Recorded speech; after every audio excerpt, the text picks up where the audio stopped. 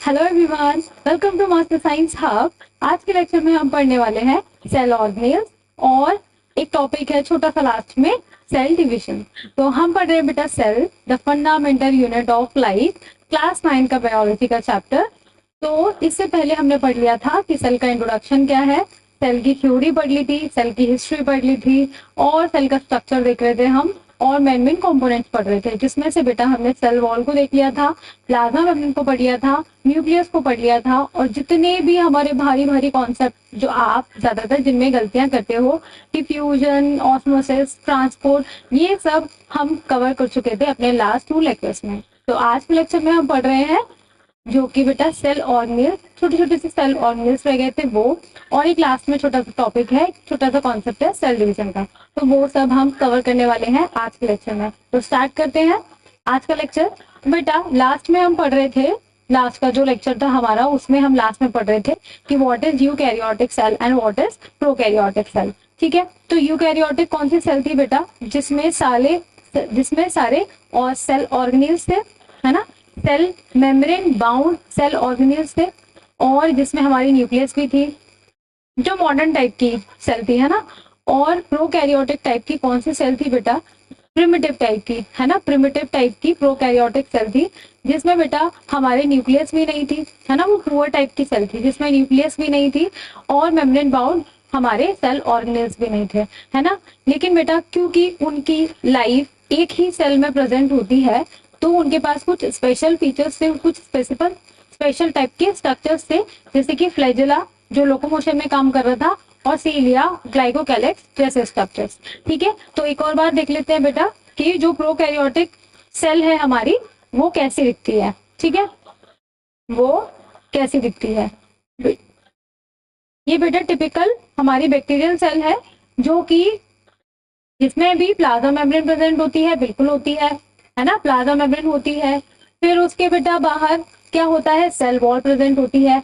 आपको याद होगा बेटा मैंने बोला था कि सेल के कंपोनेंट्स मतलब सेल वॉल की जो कॉम्पोजिशन होती है वो आपको याद करनी है। तो बैक्टीरिया की जो सेल वॉल थी वो किसकी बनी थी, पेप्टिडोग्लाइकेन की। याद आया? और बेटा याद नहीं है तो आपको याद करना पड़ेगा कि सेल वॉल जो बैक्टीरिया की होती है वो पेप्टिडोग्लाइकेन की बनी होती है। उसके अंदर बेटा क्या होता है, सेल मेम्ब्रेन होता है और इसमें न्यूक्लियस नहीं होती, क्या होती है, हमारा जो जेनेटिक मटेरियल है बैक्टीरिया का वो ऐसे ही पड़ा रहता है जिसको बोलते हैं न्यूक्लियोइड। क्या बोलते हैं बेटा, न्यूक्लियोइड बोलते हैं। ठीक है, इसमें बेटा और कोई सेल ऑर्गेनेल्स तो नहीं, बट इसमें क्या होता है, राइबोसोम्स प्रेजेंट होते हैं, राइबोसोम्स, क्योंकि प्रोटीन तो बनाना पड़ेगा, है ना, मल्टीपल फंक्शंस परफॉर्म करने हैं तो उसके लिए बेटा प्रोटीन बनना तो इम्पोर्टेंट है, तो प्रोटीन बना लेता है ये अपनी, इनके पास राइबोसोम्स होते हैं। ठीक है, इनमें प्लाज्मिड्स भी होते हैं, अभी हम देखेंगे व्हाट इज प्लाज्मिड। ठीक है, इनमें न्यूक्लियोइड होता है, डीएनए बिल्कुल। मीजोसोम्स होते हैं, मीजोसोम्स मतलब जो बेटा इनकी प्लाज्मा मेम्ब्रेन होती है ना वो कहीं कहीं पे फोल्ड हो जाती है, उन्हीं फोल्डिंग्स को क्या बोलते हैं, मीजोसोम्स। ठीक है, सेल वॉल उनमें होते ही हैं। कैप्सूल और ग्लाइकोकैलेक्स एक ही है, ये कुछ स्टिकी टाइप का स्ट्रक्चर होता है जो कि किसी बैक्टीरिया में होता है और किसी बैक्टीरिया में नहीं होता। ठीक है, साइटोप्लाज्म होता है बिल्कुल, jelly like structure, jelly like substance जो साइटोप्लाज्म होता है। और बेटा यहाँ पे क्या, इनको लोकोमोशन करने के लिए क्या होता है, मूवमेंट करने के लिए फ्लैजेलम होते हैं। ठीक है, फ्लैजेलम, फ्लैजेला, ठीक है, ये बोल। तो बेटा ये है आपकी टिपिकल प्रोकैरियोटिक सेल बैक्टीरिया की, जिसमें कि बेटा न्यूक्लियस नहीं होती और इसमें मेम्ब्रेन बाउंड सेल ऑर्गेनेल्स भी नहीं होते। तो ये बेटा पुरानी टाइप की, पुअर टाइप की, प्रिमिटिव टाइप की सेल होती है, प्रोकैरियोटिक सेल। ठीक है, प्रोकैरियोटिक सेल। ठीक है, अब बेटा इसमें डिफरेंसेस देख लेते हैं कि क्या क्या मेन डिफरेंस होते हैं हमारी प्रोकैरियोटिक सेल में और यूकैरियोटिक सेल में। ये जो बेटा हमने डिस्कस कर लिया है, बट इसको एक बार पढ़ लेते हैं कि क्या लिखा है यहाँ पे। ठीक है, कि क्या लिखा है यहाँ पे, न्यूक्लियस प्रोकैरियोट में बेटा एब्सेंट होती है, उसकी जगह पे क्या प्रेजेंट होता है, न्यूक्लियोइड। जो हमारा बैक्टीरिया का जेनेटिक मटेरियल है वो ऐसे ही पड़ा रहता है, उसी को क्या बोलते हैं बेटा, न्यूक्लियोइड बोलते हैं। ठीक है, यूकैरियोट में बेटा वेल डिफाइंड न्यूक्लियस प्रेजेंट होती है, वेल डिफाइंड न्यूक्लियस प्रेजेंट होती है ना, डबल मेम्ब्रेन वाली, जिसके अंदर हमारा अच्छे से सुरक्षित रूप में क्या रखा रहता है बेटा, डीएनए। ठीक है, क्रोमोसोम बेटा यहाँ सिंगल प्रेजेंट होता है और यहाँ मोर देन वन क्रोमोसोम। ठीक है, मोर देन वन क्रोमोसोम अभी आगे हम देखेंगे। ऑर्गेनेल बेटा इसमें कोई सेल ऑर्गेनेल नहीं है ना, मेम्ब्रेन बाउंड सेल ऑर्गेनेल है ही नहीं, है ना, केवल राइबोसोम के अलावा। इसमें सब एब्सेंट है, माइटोकॉन्ड्रिया एब्सेंट है, प्लाज्मिड है ना, प्लास्टिड और ईआर, ईआर मतलब endoplasmic reticulum, Golgi apparatus etcetera. जबकि बेटा हमारी यूकैरियोटिक सेल में सब प्रेजेंट है, माइटोकॉन्ड्रिया प्रेजेंट है, सेल प्लास्टिड प्रेजेंट है, एंडोप्लाज्मिक प्रेजेंट है और गोल्गी apparatus प्रेजेंट है। ठीक है, राइबोसोम बेटा हमारे दोनों में प्रेजेंट है, क्योंकि प्रोटीन तो दोनों में बनना इंपॉर्टेंट है। ये बेटा मेम्ब्रेन लेस सेल ऑर्गेनेल है, इसके पास कोई मेम्ब्रेन नहीं होती, सिंगल भी नहीं होती। फॉर एग्जाम्पल बैक्टीरिया को देख लिया हमने, है ना, बैक्टीरिया तो होता ही है प्रोकैरियोटिक सेल। माइकोप्लाज्मा भी प्रोकैरियोटिक होता है। माइकोप्लाज्मा बेटा लिविंग ऑर्गेनिज्म में सबसे छोटी सेल होती है, वो mycoplasma PPLO, pleuropneumonia like organism. Blue green algae बेटा, ब्लू ग्रीन एल्गे इसको हम साइनोबैक्टीरिया भी बोलते हैं, और ये बेटा एक टाइप का बैक्टीरिया ही होता है जो कि प्रोकैरियोटिक सेल है। ठीक है, यूकैरियोटिक में बेटा जितने भी हमारे प्लांट सेल्स हैं, एनिमल सेल्स हैं, फंगल सेल हैं, वो सारे किसमें आते हैं, यूकैरियोटिक सेल में आते हैं। तो जो हम बेटा जिसके स्ट्रक्चर इतने टाइम से हम पढ़ रहे हैं, सेल ऑर्गेनेल्स पढ़ रहे हैं, न्यूक्लियस पढ़ रहे हैं, सेल वॉल, प्लाज्मा मेम्ब्रेन, तो ये सब किसका, हम प्लांट सेल का, एनिमल सेल का ही पढ़ रहे हैं, यूकैरियोटिक सेल को ही पढ़ रहे हैं। ठीक है, अब नेक्स्ट बेटा सेल ऑर्गेनेल आता है आपका एंडोप्लाज्मिक रेटिकुलम, विच इज, जो कि बेटा न्यूक्लियस से जस्ट अटैच होता है, न्यूक्लियस से just attach, network like structure होता है बेटा, ये नेटवर्क होता है एक तरीके का, है ना, नेटवर्क होता है एक तरीके का, जो कि बेटा न्यूक्लियस से जस्ट अटैच होता है। इसमें बेटा लगे होते हैं राइबोसोम्स, इसमें बेटा लगे होते हैं राइबोसोम्स, राइबोसोम्स जो कि प्रोटीन सिंथेसिस में काम करते हैं, जो कि प्रोटीन सिंथेसिस का काम करते हैं, जिनको प्रोटीन सिंथेसिस की फैक्ट्री भी बोलते हैं। ऐसी एंडोप्लाज्मिक रेटिकुलम जिसमें बेटा राइबोसोम प्रेजेंट है उसको बोलते हैं रफ एंडोप्लाज्मिक रेटिकुलम, और जिनमें हमारे राइबोसोम प्रेजेंट नहीं होते वो स्मूथ एंडोप्लाज्मिक रेटिकुलम। कैसे पता चला रफ और स्मूथ का, माइक्रोस्कोप में देखा बेटा, माइक्रोस्कोप में देखा तो जिन पर प्रेजेंट है राइबोसोम वो हमें कैसी दिखी, रफ सी दिखी, है ना, और जिनको हमने देखा स्मूथ जैसा, उनमें राइबोसोम प्रेजेंट नहीं थे, तो उनका नाम दे दिया स्मूथ एंडोप्लाज्मिक रेटिकुलम, क्योंकि उस पर राइबोसोम प्रेजेंट नहीं है, और जिनमें राइबोसोम प्रेजेंट है वो हमारी हो गई रफ एंडोप्लाज्मिक रेटिकुलम। ठीक है, समझ गए। ठीक है, एक बार पढ़ लो, it gives mechanical support to the cell. ठीक है, क्योंकि बेटा ये न्यूक्लियस से जस्ट लग के एक नेटवर्क लाइक स्ट्रक्चर होता है, ये एक मैकेनिकल सपोर्ट देता है हमारी सेल को। It is a intracellular transport system for various substances. Intracellular मतलब सेल के अंदर में ही कौन सा सिस्टम है ये बेटा, सब्सटेंस को ट्रांसपोर्ट करने के लिए सिस्टम यूज होता है। ठीक है, मतलब ईआर जो हमारा है वो ट्रांसपोर्ट करता है सब्सटेंस को। प्रोटीन एंड लिपिड सिंथेसिस, ये किसमें बेटा, राइबोसोम से हमारे प्रोटीन बना ही रहे हैं। स्मूथ जो एंडोप्लाज्मिक रेटिकुलम होता है उसमें बेटा क्या बनती है, लिपिड बनती है। ठीक है, वो चैनल प्रोवाइड करती है, वो मीडियम प्रोवाइड करती है लिपिड बनाने के लिए। ठीक है, एक बार देखो बेटा इसका डिफरेंस देख लो। स्मूथ क्या, ribosome are not attach to their surface, इसमें राइबोसोम प्रेजेंट नहीं होते। अपीयर स्मूथ अंडर माइक्रोस्कोप, मैंने बताया माइक्रोस्कोप से देखने पर स्मूथ लगती है क्योंकि बेटा इसमें राइबोसोम प्रेजेंट नहीं होते हैं, इसीलिए। It involves in lipid synthesis, for example steroidal hormone synthesis. ठीक है, steroidal hormone synthesis. Rough endoplasmic में बेटा क्या, ribosome attach to their surface and it appear rough under microscope. ठीक है, involved in protein synthesis and secretion, also in formation of many protein enzymes। समझ गए, protein enzymes मतलब enzymes बेटा ये भी प्रोटीन ही होते हैं, आपकी कोई भी रिएक्शन होती है तो उसको इनहांस करने का काम करते हैं, है ना, कई सारी रिएक्शन में हमारे एंजाइम्स यूज होते हैं, वो भी एक तरीके के प्रोटीन्स होते हैं। तो वो कहाँ बनते हैं, हमारे एंडोप्लाज्मिक रेटिकुलम में जो राइबोसोम अटैच होते हैं वो बनाते हैं। ठीक है, अब हमारा नेक्स्ट आ गया बेटा सेल ऑर्गेनेल, गोल्गी बॉडीज। ये बेटा जस्ट आफ्टर एंडोप्लाज्मिक रेटिकुलम के ही जस्ट आफ्टर होते हैं। ये बेटा सेक लाइक स्ट्रक्चर होते हैं, पाउच लाइक, थैले लाइक, है ना, पाउच लाइक, थैले लाइक। और इसमें बेटा क्या होता है, ये एक तरीके के बेटा पोस्ट ऑफिस है सेल के, जो प्रोटीन और लिपिड हमारे एंडोप्लाज्मिक रेटिकुलम ने बनाए थे, है ना, रफ ने बनाए थे, स्मूथ ने बनाए थे, लिपिड प्रोटीन, तो ये बेटा उनको ट्रांसपोर्ट करने का काम करता है। आपको याद होगा बेटा कि जो हमारा एक्सोसाइटोसिस था और एंडोसाइटोसिस थे उसमें बेटा कैसे ट्रांसपोर्ट हो रहा था, वेसिकल बना के, है ना, जो भी सब्सटेंस था वो वेसिकल में आ रहे थे, जो भी सब्सटेंस बाहर जाना था वो वेसिकल में पैक होके बाहर जा रहे थे, है ना, याद आया, बॉल में, है ना, वेसिकल में। तो बेटा ये वेसिकल बनाता कौन है, ये हमारी गोल्गी बॉडी बनाती है। ठीक है, गोल्गी बॉडी, गोल्गी एपरेटस बनाती है।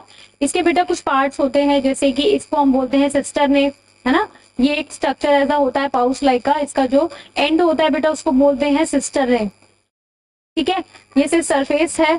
और लास्ट में बेटा ये मॉडिफिकेशन करके इसको पैक करके, है ना, सामान को पैक, पोस्ट ऑफिस में क्या होता है, सामान को पैक करके इधर उधर ट्रांसपोर्ट करते हैं ना, इसी तरीके से बेटा ये क्या प्रोटीन लिपिड्स और जो भी इनके पास सामान होता है उसको मॉडिफाई करते हैं, उनको पैकेजिंग करते हैं और वेसिकल में वेसिकल में पैक करके उसको भेज देते हैं, वेसिकल में पैक करके इसको भेज देते हैं।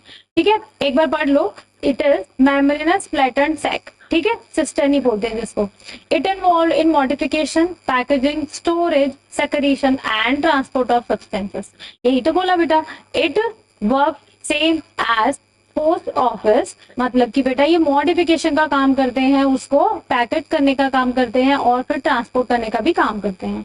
It give rise to lysosome, एक सेल ऑर्गेनील है बेटा जो भी हम पढ़ रहे हैं जस्ट नेक्स्ट, उसको ये बनाने का काम भी करता है कौन, गोल्गी एपरेटस। ठीक है, लाइसोसोम ये एक छोटा सा हमारा, छोटा होता है मतलब साइज में, सेल ऑर्गेनील है, सेल में ही प्रेजेंट होता है।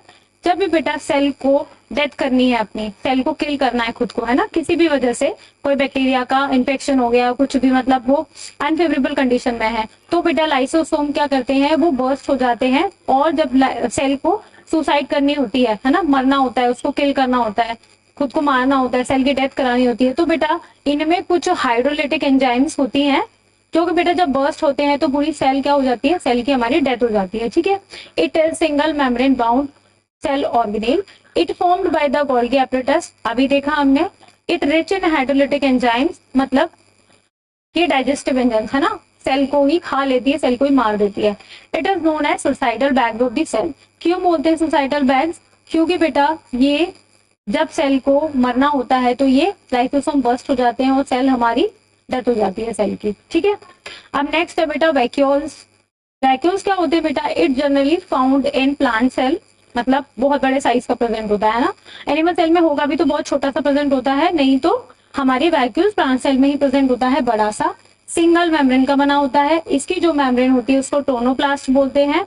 और बेटा ये क्या क्या कंटेन करता है, एमाइनो एसिड्स होते हैं इसमें, प्रोटीन्स होते हैं, शुगर होता है, वेस्ट और वेस्ट हमारे प्रोडक्ट्स होते हैं। ठीक है, वेस्ट प्रोडक्ट्स होते हैं। It maintain turgidity of the cell, इसमें इतना सारा सामान होता है तो ये हमारी क्या करता है बेटा, बहुत सारा स्पेस घेरता है सेल का, तो सेल की टर्जिडिटी को मेंटेन करके रखता है।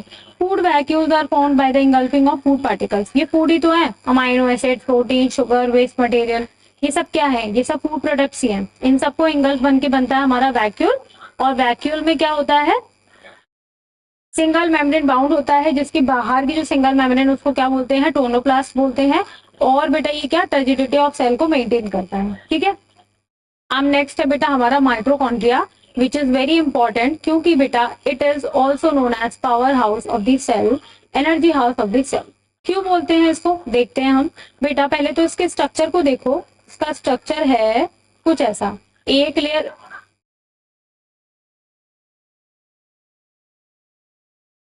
एक लेयर बेटा इसकी बाहर होती है, इस जिसको कि आउटर मेम्ब्रेन बोलते हैं। ये क्या है बेटा, हमारी आउटर मेम्ब्रेन है। ठीक है, आउटर मेम्ब्रेन है, ये हमारी क्या है बेटा, आउटर मेम्ब्रेन। ठीक है, एक आउटर मेम्ब्रेन, और एक हमारी होती है, क्या होती है, एक इनर मेम्ब्रेन, ऐसी है ना, फोल्ड फोल्ड होती है, एक इनर मेम्ब्रेन होती है जो कि फोल्ड होती है। ठीक है, इसका बेटा ये पार्ट होता है ना, ये पार्ट है ना, ऐसे समझो, इससे इसका जो ये वाला पोर्शन होता है, ये वाला, इसको बोलते हैं बेटा क्रिस्टे। क्या बोलते हैं, क्रिस्टे। ठीक है, क्रिस्टे, इसका भी बहुत इंपॉर्टेंट रोल है। ठीक है, इसके बाद बेटा अपना डीएनए होता है ना, अपना डीएनए होता है, अपना डीएनए होता है, अपने राइबोसोम्स होते हैं इसके पास, है ना, अपने क्या होते हैं बेटा, राइबोसोम्स होते हैं इनके पास। ठीक है, इनके पास अपने अपने राइबोसोम्स होते हैं, इनके पास अपना डीएनए होता है। ठीक है, तो क्या है सर इसका स्ट्रक्चर, एक तो बेटा आउटर मेम्ब्रेन होगी, है ना, और एक इनर मेम्ब्रेन जो कि फोल्ड हुई रखी होगी, है ना, फोल्ड होगी। इनके पास अपना डीएनए होता है, अपने राइबोसोम्स होते हैं, मतलब न्यूक्लियस पे डिपेंड नहीं करते ये, है ना, न्यूक्लियस पे डिपेंड नहीं करते, इनके पास अपना डीएनए है, अपने राइबोसोम्स हैं, और इनर मेम्ब्रेन इनकी फोल्ड हुई होगी। और बेटा यहाँ पे बनती है हमारी एटीपी, एटीपी बनती है। एटीपी क्या है, energy currency of the cell, मतलब एनर्जी हाउस तो बोल दिया, पर इसमें ऐसा क्या हो रहा है जिससे एनर्जी हाउस बोल रहे हैं, क्योंकि बेटा हमारी बॉडी को रिक्वायर्ड होता है एनर्जी एटीपी के फॉर्म में, और एटीपी के फॉर्म में एनर्जी बनती है हमारी माइटोकॉन्ड्रिया में, इसीलिए बोला जाता है it is known as energy house, क्योंकि इसमें बेटा एनर्जी बन रही है। एनर्जी बनती कहाँ पर है, यहाँ, ये जो क्रिस्टी है ना, यहाँ पे क्या होता है, एटीपी फॉर्मेशन होता है, एटीपी फॉर्मेशन होता है, ठीक है, माइटोकॉन्ड्रिया में। तो बेटा इसको पढ़ लेते हैं कि क्या लिखा है, क्या लिखा है, इसको पढ़ लेते हैं। Double membrane structure, inner membrane fold over many time, और इसको क्या बोलते हैं, क्रिस्टी, ठीक है। इट इज डबल मेम्ब्रेन, अभी देखा हमने, डबल मेम्ब्रेन स्ट्रक्चर है ये, है ना। अंदर की जो मेम्ब्रेन है बेटा, इनर मेम्ब्रेन, वो फोल्ड होती है, उसको क्या बोलते हैं, क्रिस्टी बोलते हैं, ठीक है। Also known as power house of the cell, बिल्कुल। It release energy in the form of ATP, ATP का फुल फॉर्म है एडेनोसिन ट्राइफॉस्फेट, ठीक है, एडेनोसिन ट्राइफॉस्फेट, इसलिए इसको power house of the cell बोलते हैं, क्योंकि इसमें एनर्जी बनती है एटीपी के फॉर्म में, ठीक है, एटीपी के फॉर्म में। It is site of aerobic respiration, दो टाइप के रेस्पिरेशन होते हैं बेटा, एरोबिक और एनारोबिक। तो एरोबिक रेस्पिरेशन वो होता है जो ऑक्सीजन की प्रेजेंस में होता है, तो वो कहाँ होता है, माइटोकॉन्ड्रिया में होता है। रेस्पिरेशन का मतलब होता है फूड मटेरियल का छोटे छोटे कंपोनेंट में ब्रेकडाउन होना, ब्रेकडाउन होना फूड मटेरियल का, ठीक है, उसी को रेस्पिरेशन बोलते हैं। तो ये प्रोसेस होती है जो कि आप 10th क्लास में पढ़ोगे। अभी ये देख लो, इसका मतलब इसको याद कर लो कि it is the site of aerobic respiration, ठीक है। देखो बेटा सेल में ये कुछ इस टाइप का स्ट्रक्चर दिखता है, जिसको कि जूम करके बताया है यहाँ पे कि ये इसमें दो मेम्ब्रेन होती है, एक बाहर वाली और एक अंदर वाली। अंदर वाली फोल्ड होती है जिसमें क्रिस्टल होते हैं, इनके पास अपने राइबोसोम्स होते हैं, इनके पास अपना डीएनए होता है, जिससे कि बेटा ये न्यूक्लियस पे पूरी तरह डिपेंड नहीं करते अपने काम के लिए, अपनी प्रोटीन्स बना लेते हैं, अपना खुद काम कर लेते हैं, इसलिए इनको एनर्जी हाउस भी बोलते हैं, क्योंकि बेटा ये एटीपी भी बनाते हैं हमारे सेल के लिए, सेल को जो एनर्जी चाहिए जिस फॉर्म में, उस फॉर्म में, ठीक है, ठीक, ठीक है। अब बेटा नेक्स्ट है आपका प्लास्टिड्स। प्लास्टिड्स बेटा जनरली क्या मतलब, ज्यादातर प्लास्टिड्स हमारे P for plastids and P for plant cell, plant cell में ही पाए जाते हैं, और भी बैक्टीरिया सेल्स में भी होते हैं, बट प्लास्टिड्स हमारे एनिमल सेल में नहीं होते, प्लांट सेल में होते हैं, ठीक है। प्लास्टिड्स इंपॉर्टेंट क्यों है, इसका पहला काम तो है बेटा, it gives colours to the plant, मतलब प्लांट को ये कलर देते हैं, जो बेटा प्लांट्स के, फ्रूट्स के, वेजिटेबल्स के जो भी कलर्स है ना, ब्लू, येलो, ऑरेंज, ग्रीन, है ना, रेड, तो ये सब किसकी वजह से है, प्लास्टिड्स की वजह से है। प्लास्टिक भी बेटा तीन टाइप के होते हैं, एक तो सबसे पहला क्लोरोप्लास्ट, एक तो सबसे पहला क्लोरोप्लास्ट, उसमें बेटा जो पिगमेंट, जो हरा कलर होता है ना पेड़ पौधों का, जो ग्रीन कलर होता है, वो होता है बेटा क्लोरोफिल की वजह से और कैरोटीनॉइड्स की वजह से, ठीक है। क्लोरोफिल तो आपको याद होगा फोटोसिंथेसिस में, है ना, ग्रीन प्लांट्स कैसे फूड बनाते हैं, क्लोरोफिल की मदद से पिगमेंट्स होता है, तो वो बेटा वो पिगमेंट होता किसमें है, क्लोरोप्लास्ट में होता है, किसमें होता है, क्लोरोप्लास्ट में होता है, ठीक है, कैरोटीनॉइड और क्लोरोफिल, ठीक है। ये ग्रीन कलर का प्लास्टिड होता है और imports green colour to the plant, ये ग्रीन कलर प्रोवाइड कराता है हमारे प्लांट्स को, ठीक है। इट इन्वॉल्व इन फोटोसिंथेसिस, बिल्कुल, it is kitchen of the cell, बेटा ये फूड बनाता है ना, फोटोसिंथेसिस करता है, तो इसीलिए इसको क्या बोलते हैं, किचन ऑफ द सेल। क्यों, क्योंकि हमारी जो घर की किचन होती है उसमें क्या बनता है, खाना बनता है, फूड मटेरियल बनता है, और ऐसे ही सेल का जो फूड बन रहा है वो किसमें बन रहा है, क्लोरोप्लास्ट में, इसीलिए इसको क्या बोलते हैं, किचन ऑफ द सेल भी बोलते हैं। नेक्स्ट है बेटा हमारा क्रोमोप्लास्ट, जिसको कि कलर प्लास्टिड भी बोलते हैं, क्योंकि ये एक सिर्फ एक कलर नहीं देता है, ये देता है बेटा yellow, orange, red colour to the plant, ये 3-4 कलर देता है हमारे प्लांट्स को। और इसका पिगमेंट्स कौन कौन से होते हैं बेटा, कैरोटीन और जेंथोफिल, जेंथोफिल और कैरोटीन की वजह से ही प्लांट्स में जो बेटा येलो, ऑरेंज और रेड कलर आता है वो कैरोटीन की वजह से आता है, ठीक है, और जेंथोफिल की वजह से। वो किसमें होते हैं बेटा, क्रोमोप्लास्ट में, किसमें होते हैं, क्रोमोप्लास्ट में। नेक्स्ट है बेटा ल्यूकोप्लास्ट, ये तो कलरलेस प्लास्टिड है, ये कोई कलर नहीं देता, इसमें कोई पिगमेंट नहीं होता, बट बेटा ये क्या करता है, ये स्टोरेज करता है न्यूट्रिएंट का, क्या करता है, स्टोरेज करता है न्यूट्रिएंट्स का। उसके बेसिस पे बेटा ये 3 टाइप के होते हैं, एक तो जो कार्बोहाइड्रेट का करे वो अमाइलोप्लास्ट, जो प्रोटीन का करे वो एल्यूरोप्लास्ट, और बेटा जो फैट और ऑयल का करता है वो इलायोप्लास्ट, ठीक है। प्लास्टिड्स हमारे 3 टाइप के होते हैं, कौन कौन से मैम, एक तो क्लोरोप्लास्ट है ना, जो प्लांट को ग्रीन कलर दे रहा है, कौन कौन से पिगमेंट प्रेजेंट है इसमें, क्लोरोफिल और कैरोटीनॉइड्स, ठीक है। और बेटा इसको किचन ऑफ द सेल भी। एक हमारा बेटा नेक्स्ट है क्रोमोप्लास्ट। क्रोमोप्लास्ट इसको कलर प्लास्टिक भी बोलते हैं। इनमें कौन कौन से बेटा पिगमेंट कौन से, कैरोटीन और xanthophyll. It imports yellow orange red colour to the plants. एक है बेटा कलरलेस प्लास्टिड होता है जो कि ल्यूकोप्लास्ट में आता है। पिगमेंट इसमें एब्सेंट होते हैं कम्प्लीटली। ये बेटा स्टोरेज करता है न्यूट्रिशन का। उसके बेसिस पर भी हमने इसमें 3 कैटेगरी में डिवाइड कर दिया। जो कार्बोहाइड्रेट का करे वो अमाइलोप्लास्ट, जो प्रोटीन का करे वो ल्यूरोप्लास्ट, और जो फैट और ऑयल का करे वो इलायोप्लास्ट। ठीक है, क्लियर। नेक्स्ट इसका बेटा स्ट्रक्चर देख लो। ये हमारा क्लोरोप्लास्ट है, ये क्रोमोप्लास्ट है और ये ल्यूकोप्लास्ट है। अब क्लोरोप्लास्ट को ही बेटा और अच्छे से बताया है यहाँ पे। ये देखो जैसे आप कॉइन को रखते हो ना, कॉइन के ऊपर एक के ऊपर रखोगे तो एक स्टैक सा बन जाता है। ऐसे ही बेटा ये कॉइन का एक तरीके से स्टैक बन जाता है। जैसे एक कॉइन होता है ना, उसका नाम होता है थाइलाकॉइड्स। तो ये थाइलाकॉइड से बनता है स्टैक। और जो भी बेटा इसमें फ्लूइड और जो जेली लाइक स्ट्रक्चर होता है उसको बोलते हैं सब्सटेंस को स्टोमा, और ये थाइलाकॉइड्स होते हैं। और बेटा जो क्लोरोफिल होता है ना, जो फोटोसिंथेसिस में हेल्प करता है, वो बेटा इन्हीं के ऊपर प्रेजेंट होता है। इन्हीं के ऊपर पिगमेंट प्रेजेंट होते हैं जिनको बोलते हैं बेटा क्लोरोफिल। ठीक है, क्लियर। नेक्स्ट अब बेटा है हमारे राइबोसोम्स। राइबोसोम्स बेटा छोटे छोटे से हमारे स्ट्रक्चर होते हैं जो कि एंडोप्लाज्मिक रेटिकुलम पे पाए जाते हैं, प्रेजेंट होते हैं। वो क्या काम करते हैं, प्रोटीन सिंथेसिस का काम करते हैं, जो कि बहुत ही इंपॉर्टेंट काम करते हैं। इनमें बेटा मेम्ब्रेन नहीं होती, ये मेम्ब्रेन लेस सेल ऑर्गेनेल्स है। लेकिन बेटा काम बहुत, एक तो मतलब साइज बहुत छोटा सा लेकिन काम बहुत बड़ा सा। It is membrane cell organelles. ठीक है, membrane less cell organelle. It involves in the synthesis of protein. बिल्कुल, it present in both prokaryote and eukaryotic cell. यही तो कॉमन था, है ना, यही तो कॉमन था कि जो हमारे प्रोकैरियोट में भी पाए जा रहे थे और यूकैरियोट में। उसमें भी डिफरेंस होता है 70s और 80s, बट आप इतना अभी याद रख लो कि ये दोनों में मिलता है, प्रो में भी और यूग में। ठीक है, ये बेटा दिख रहे हैं आपको क्रोमोसोम, ये आपको राइबोसोम्स, ये राइबोसोम प्रेजेंट है। ठीक है, एंडोप्लाज्मिक रेटिकुलम पे। यहाँ भी ये देखो सेल में ये एंडोप्लाज्मिक रेटिकुलम और इसके ऊपर क्या है, ये ऐसा नहीं है सिर्फ यहीं पाए जाते हैं, ये पूरे सेल में भी कहीं भी हो सकते हैं, बट मोस्टली जो प्रोटीन सिंथेसिस का काम करते हैं वो एंडोप्लाज्मिक रेटिकुलम पे ही करते हैं। ठीक है, नेक्स्ट है बेटा थोड़ा सा आप डिफरेंस देख लो कि प्लांट सेल और एनिमल सेल में। ठीक है, हमारी सेल वॉल प्रेजेंट थी प्लांट सेल में, बिल्कुल एनिमल सेल में नहीं थी। हमारे जो प्लास्टिड्स प्रेजेंट होते हैं वो प्लांट्स में बिल्कुल कलर देते हैं, बट एनिमल सेल में कोई कलर नहीं देते, इसलिए प्रेजेंट नहीं होते। लार्ज सेंट्रल वैक्यूल बिल्कुल प्रेजेंट होता है प्लांट सेल में, एनिमल सेल में नहीं होता, और होता भी है तो बहुत छोटा सा होता है।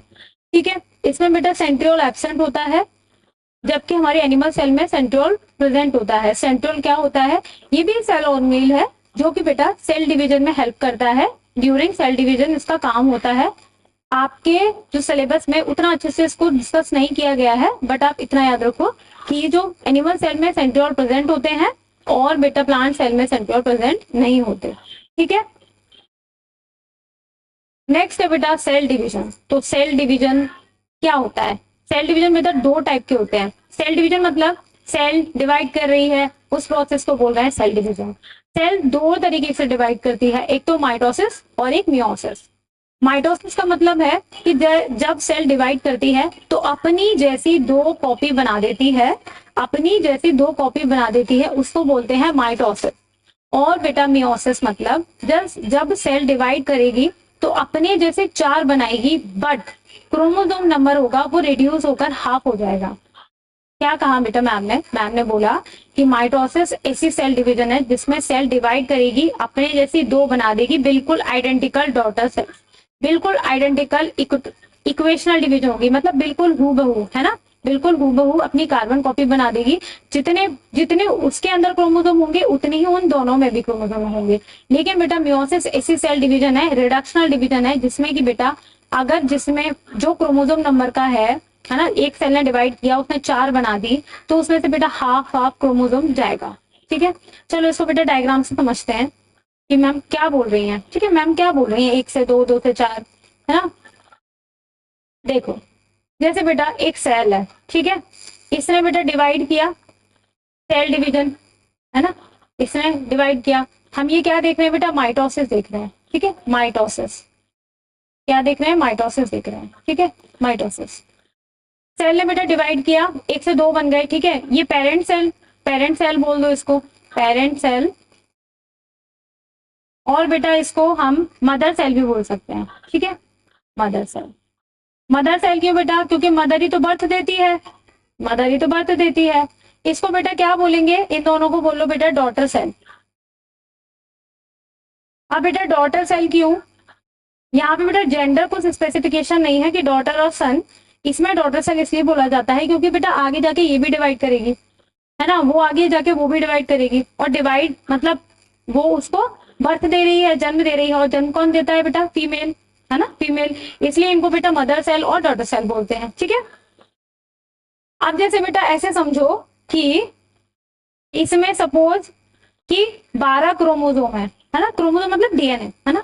12 अगर क्रोमोजोम है तो ये बेटा 12 ही दे देगी, इसको भी और इसको भी। 12 ही दे देगी, इसको भी और इसको भी। शायद ये कलर दिख नहीं रहा। ये क्या बेटा? इसको भी 12, इसको भी 12। तो ये क्या बेटा? सेम इसने डिवाइड करके सेम अपनी कार्बन कॉपी जैसी बना दी, है ना। इसने एक सेल ने डिवाइड किया, दो बिल्कुल एज इट इज बना दी अपनी जैसी, जिसमें कि सेम नंबर ऑफ क्रोमोसोम्स है, ठीक है। अब बेटा क्या क्या हुआ? ये देखो मियोसिस, ठीक है। मियोसिस क्या है? देखो एक सेल डिवाइड करेगी, एक सेल ने डिवाइड किया, ठीक है, इसने बेटा 4 बनाई। एक सेल ने डिवाइड किया, इसने 4 बनाई। और बेटा ऐसे ये भी बेटा पेरेंट सेल, ठीक है, पेरेंट सेल। ये बेटा मदर सेल, ठीक है। और ये भी क्या है? सारी ये डॉटर सेल है बेटा। क्या है ये? Daughter cell. क्या है ये? डॉटर सेल, ठीक है। अब जैसे बेटा इसमें अगर 12 थे, है ना, इसमें अगर जैसे समझो कि 12 थे तो इसमें कितने आ जाएंगे? इसका हाफ 6 इसमें आ जाएंगे बेटा 6 इसका हाफ हो जाएगा, है ना। समझे बेटा? समझ गए? ये बेटा इक्वेशनल डिवीजन है। इक्वेशनल मतलब इक्वल इक्वल समान जा रहा है। ये क्या है? इक्वेशनल, इक्वेशनल, ठीक है, इक्वेशनल सेल डिवीजन है। जबकि बेटा ये क्या है? ये है बेटा रिडक्शनल। क्या है ये? रिडक्शनल, ठीक है। रिड्यूस हो रही है बेटा, है ना, क्रोमोसोम नंबर क्या रिड्यूस हो रहे हैं। ये बेटा क्या? सेम नंबर क्रोमोसोम, इसमें अगर 12 है तो दोनों में भी क्या 12-12 जाएंगे। और एग्जैक्टली वैसे ही डॉटर सेल्स बनेंगी, वो माइटोसिस। मियोसिस में बेटा क्या हुआ कि जो क्रोमोसोम के नंबर थे वो क्या हो गए? हाफ हो गए, रिड्यूस हो गए, हाफ हो गए। अब ये नहीं कहना आप कि मैम कि ये 6 ये तो कितने हो गए? 24 तो है नहीं यहाँ पे, ऐसा नहीं होता। यहाँ पे लॉजिक नहीं यूज करना है। यहाँ पे बेटा यहाँ पे भी क्या होता है? एक और बार सेल डिवाइड होती है, उसमें हमारे जो क्रोमोसोम नंबर है वो डबल होते हैं, देन उसका हाफ ऑफ जाता है, ठीक है। अभी बेटा याद रखो कि मियोसिस में जब सेल डिवाइड होगी तो उसका क्रोमोसोम नंबर हाफ हो जाता है, ठीक है, हाफ हो जाता है। अब बेटा देखो इसको पढ़ लेते हैं। माइटोसिस क्या होती है बेटा? It is equational division. बिल्कुल देख लिया ना हमने, क्योंकि सेम नंबर क्रोमोसोम जा रहे थे तो इक्वली तो जा रहे थे। मियोसिस में बेटा रिडक्शनल डिवीजन है, ये रिड्यूस होते हैं उसमें, ठीक है। 2 daughter cells are form. Mitosis में 2 सेल्स बनती हैं, जबकि मियोसिस में 4 सेल बनती हैं, ठीक है। Daughter cells have same number of chromosomes as the parent cell. जितना पेरेंट सेल में नंबर ऑफ क्रोमोसोम होगा उतने ही डॉटर सेल में भी होगा। लेकिन बेटा डॉटर सेल्स में मियोसिस में हाफ नंबर ऑफ क्रोमोसोम जाएगा पेरेंट्स में जितना होगा उससे, ठीक है। It help in growth and repair of injured tissues. जो बेटा माइटोसिस होती है वो हमारी किस सेल में ग्रोथ में हेल्प करती है ना। जितनी भी सोमेटिक सेल्स होती हैं उनमें माइटोसिस होती है, ग्रोथ कराने में हेल्प करती है। और जितने भी इन जो भी डैमेज टिश्यू होती है उनको रिपेयर करने का काम करती है, ठीक है, मतलब सेल डिवाइड करती है वहां पे। तो उन सेल्स में क्या माइटोसिस होती है। जबकि बेटा मियोसिस कौन सी सेल्स में होती है? जितने भी स्पर्म सेल और एग सेल, जो भी जर्म सेल्स होती है ना, गैमीट्स बनती है जिन सेल्स में, उन सेल्स में कौन सी डिवीजन होती है? मियोसिस, ठीक है। मियोसिस से बनती है क्या बेटा? गैमीट्स हमारे मियोसिस से बनती है, ठीक है। एक बार ये देखो कि जो हमारे बेटा ह्यूमन बींग्स में कितने क्रोमोसोम होते हैं? ह्यूमन बींग्स में कितने क्रोमोसोम बनते हैं? कितने क्रोमोसोम होते हैं? कितने पेयर? पेयर 23 और नंबर कितना बेटा? 46, है ना। पेयर कितना बेटा? 23, 46 क्रोमोसोम है, तो इसमें भी बेटा 46 जाएंगे और इसमें भी क्या बेटा? 46 जाएंगे, ठीक है। और बेटा जैसे इसमें भी देख लो एक बार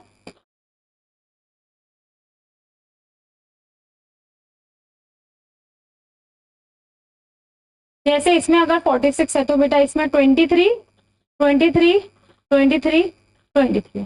समझ गए? समझ गए? इसमें भी देख लो बेटा क्या होगा, माइटोसिस में 46 थे तो दोनों में क्या 46 जाएंगे। डिप्लॉइड डिप्लॉइड हैप्लॉइड का मतलब होता है बेटा जो जिसमें 46 नंबर ऑफ क्रोमोसोम्स है वो डिप्लॉइड है ना, जितने भी सोमेटिक सेल्स है वो डिप्लॉइड है। और जब माइटोसिस होगी तो बेटा वो भी डिप्लॉइड सेल्स ही बनाएगा, क्योंकि हमने बोला है आइडेंटिकल इक्वेशनल डिवीजन, तो वो भी बेटा डिप्लॉइड सेल ही बनाएगा, मतलब अपने जैसे। बट जब बेटा मियोसिस होती है तो इसमें जब डिप्लॉइड सेल डिवाइड करती है तो ये बेटा हैप्लॉइड बना देती है, क्योंकि इसका जो क्रोमोसोम नंबर है वो हाफ हो गया है, इसलिए हैप्लॉइड सेल्स बना रही है। ठीक है, 23 क्रोमोसोम्स।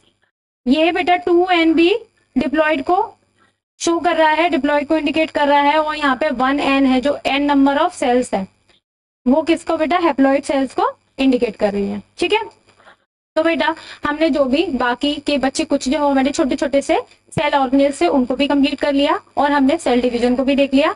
तो आज हमारा चैप्टर होता है कंप्लीट यहीं पर, और नेक्स्ट जो चैप्टर है वो हमारा होने वाला है टिश्यूज, क्लास 9 का। ठीक है, तो आई होप बेटा आप सबको समझ आया होगा, बहुत अच्छे से समझ में आया होगा पूरा चैप्टर। हमने सेल को बहुत अच्छे से डिटेल में धीरे धीरे आराम आराम से पढ़ा है।